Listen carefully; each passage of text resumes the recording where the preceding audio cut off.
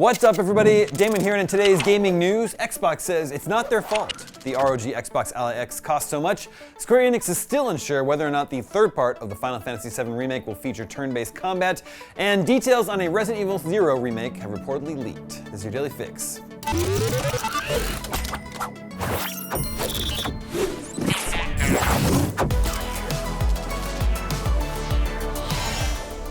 Xbox has addressed the ROG Xbox Ally X handheld's controversial $1,000 price point and said it had been hardware maker ASUS that ultimately decided how much to charge.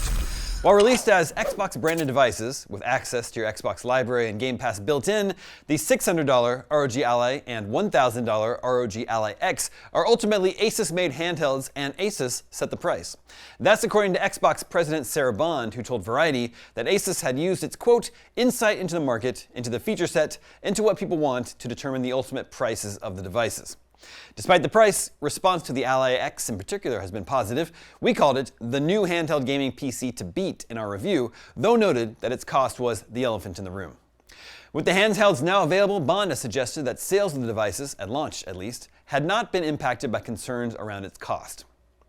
The reaction was overwhelming demand for the device, Bond said. We sold out on the Xbox Store. We sold really quickly at a number of other places around the world. I feel really good about the value that we're giving gamers for the price based off the reception to the hardware. Will any of this impact Xbox's own plans to launch a first-party handheld? It's unclear. While Microsoft's gaming boss Phil Spencer has previously confirmed his interest in such a device, subsequent reports have suggested the idea has been sidelined. One thing's for sure, if Xbox does make its own handheld, it won't be able to blame the price on ASUS. Moving on, Final Fantasy VII Remake Part 3 co-director Naoki Hamaguchi says that decisions about Part 3's gameplay will be based on the director's decision himself, and it had not been predetermined yet. So Clair Obscur Expedition 33, which boasts traditional JRPG-inspired turn-based combat, recently confirmed sales of 5 million copies in 5 months, making it one of the biggest hits of the year. But Hamaguchi isn't letting his head be turned by current trends, it seems, and is focused instead on, quote, what game experience fans will enjoy. Hamaguchi told The Gamer, whether it's action or turn-based, that's not predetermined yet. If you would ask me, is it going to be an RPG? Yes, there is definitely a possibility, but is it going to be a turn-based RPG? We're taking this aside from the fact that Expedition 33 was received well. We received a lot of JRPGs are back comments. For me, I'm thinking about what game experience fans will enjoy. That's the most important point. I would say it's pretty wild if Square Enix still doesn't know if the third part of the remake will be turn-based or not. But what the fans want is pretty clear. 55% of IGN readers say they want mainline Final Fantasy games to return to turn-based combat. And finally today, Capcom's upcoming unannounced Resident Evil 0 remake will reportedly launch in 2028 and feature the lead actor from Square Enix's Guardians of the Galaxy video game. Last year, IGN verified a report by noted Resident Evil leaker Dusk Golem that claimed Capcom would continue remaking its classic Resident Evil back catalog with new versions of both Code Veronica and Resident Evil 0 in development. Now, MP First has suggested that the Code Veronica remake is targeting a Q1 2027 release window, while Resident Evil 0 will follow a year after. And there's word too of 0 Remake's codename, Project Chamber, which is also listed on the resume of Far Cry 5 and Guardians of the Galaxy game actor John McLaren. McLaren's resume describes Project Chamber as an upcoming AAA video game for which he is providing performance capture at Beyond Capture Studios.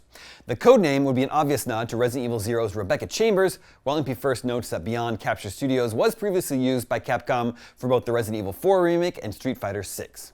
Resident Evil 0 originally launched in 2002 on GameCube and served as a prequel to the franchise's classic first entry. It covers the events surrounding the STARS Bravo team in the Arklay Mountains, with the player switching between Chambers and escaped convict Billy Cohen.